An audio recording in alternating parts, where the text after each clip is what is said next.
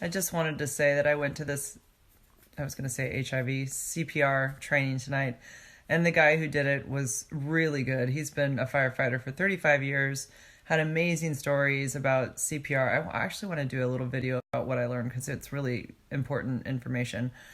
But I was good for the whole 3 hours, well, almost the whole 3 hours, 2.5 hours into it, until he says one thing. He had to bring up HIV. He had to bring up mouth to mouth resuscitation. And although I don't want to go near any person's mouth that I don't know and wrap my lips around it and breathe into their mouth just because I think that's gross. So otherwise I would have maybe said something about this. But he says he doesn't do really mouth to mouth unless it's a baby or a child because he knows there's no risk of getting these viruses like hepatitis and HIV and meningitis. He said, so I'm not going to take the risk of going and, putting my mouth on another person's mouth when I don't know what's going on inside their body. But he basically was saying to all of us that there's a risk of getting HIV by putting your mouth on someone else's mouth. And there's no risk at all. There's none. And I thought, wow, this guy's a paramedic.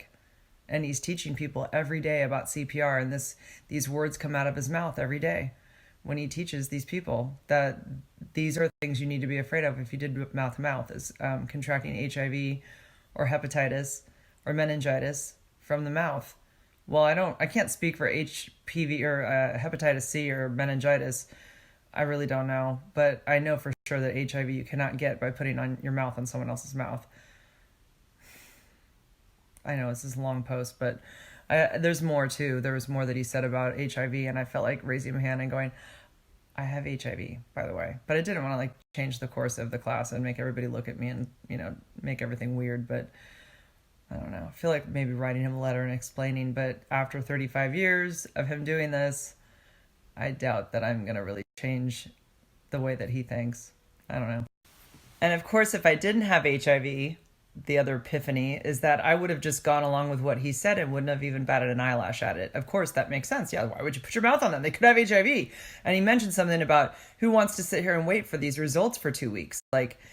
So this is his thought process. He really believes that this is a way that you can get HIV. And I felt like saying, have you ever met one paramedic or one firefighter ever that contracted HIV by touching somebody that they helped? Can you tell me if you've ever met anybody? Because that doesn't happen. I'm on a roll. I'm just going to say it. So the other thing was that he talked about bodily fluids that come out of people's bodies and how they really try to avoid them. If there's a lot of blood around somebody and they're trying to save them, they might pull them away from the puddle of blood so they're not crawling around in the blood. And I get that. I don't want to be in anybody's bodily fluids either. But he basically, his reasoning for it was because we don't want to put ourselves at risk for getting what is in other people's bodies in my body.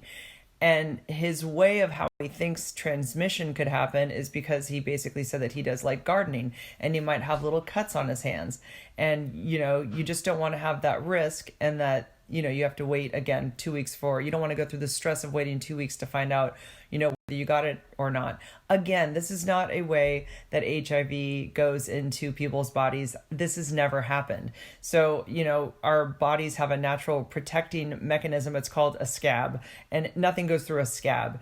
And even if you had a wide open cut on your arm and you got near somebody's blood that was on the ground, that the virus is dead. It's not alive. It's not doing anything. It's not going to go into your body, even if you touched it and turn into HIV in that other person's body. Again, this has never happened either, but this is the perception. And it's really frustrating to hear a medical, hi Joey, a medical professional who has this stigma and fear and really is uneducated on the topic.